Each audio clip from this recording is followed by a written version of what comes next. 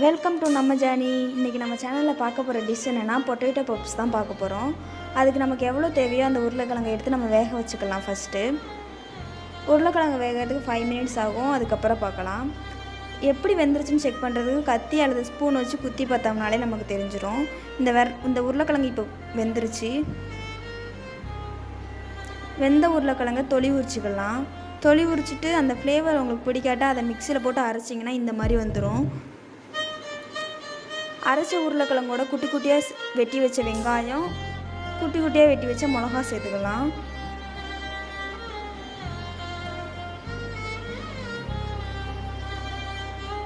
அப்புறம் நமக்கு தேவையான பொடி போட்டுக்கலாம். ஃபஸ்ட்டு நாங்கள் மிளகா பொடி போடுறோம். அப்புறம் கொஞ்சமாக மல்லிப்பொடி போட்டுக்கலாம். அப்புறம் சிக்கன் ஃப்ளேவர் இருந்தால் கொஞ்சம் நல்லாயிருக்கும் சொல்லி சிக்கன் பொடி கொஞ்சம் போடுறேன். உங்களுக்கு வேணுன்னா போட்டுக்கோங்க, இல்லைன்னா வேணாம். அப்புறம் கொஞ்சம் கரம் மசாலா,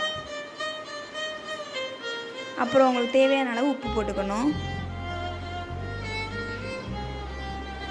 உப்பு போட்டு அடுத்து உங்கள் கை அல்லது கரண்டி வச்சு மிக்ஸ் பண்ணிக்கலாம்.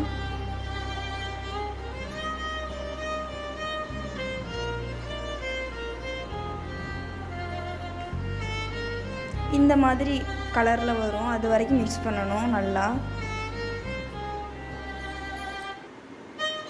மிக்ஸ் பண்ணதை ஓரமாக வச்சுட்டு ப்ரெட் எடுத்து 4 பக்கமும் அந்த சைடில் உள்ளதை கட் பண்ணி வச்சுக்கலாம். அந்த கட் பண்ணதை நம்ம அரைச்சி வைக்கணும். பொடி மாதிரி வரும்.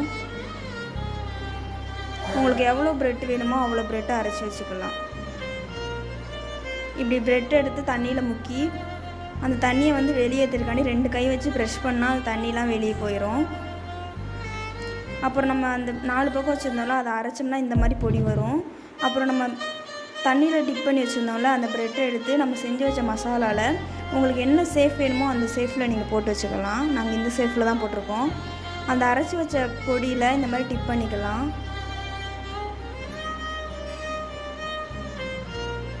நாங்கள் இந்த மாதிரி சேஃபில் தான் போட்டிருக்கோம்.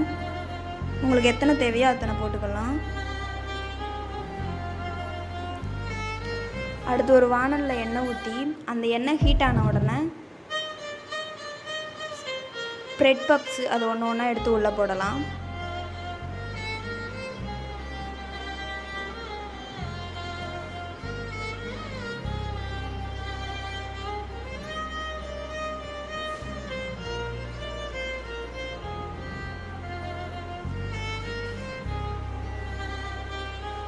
கடைசியாக இதை வெந்த உடனே எடுத்து வச்சிடலாம்.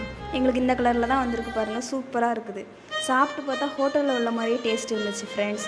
உண்மையாகவே நல்லா இருந்துச்சு. நீங்களும் செஞ்சு பாருங்கள். நெக்ஸ்ட் வீடியோவில் பார்க்கலாம். இந்த மாதிரி அடுத்த டிஷ் வேணுன்னா கமெண்ட் பண்ணுங்கள்.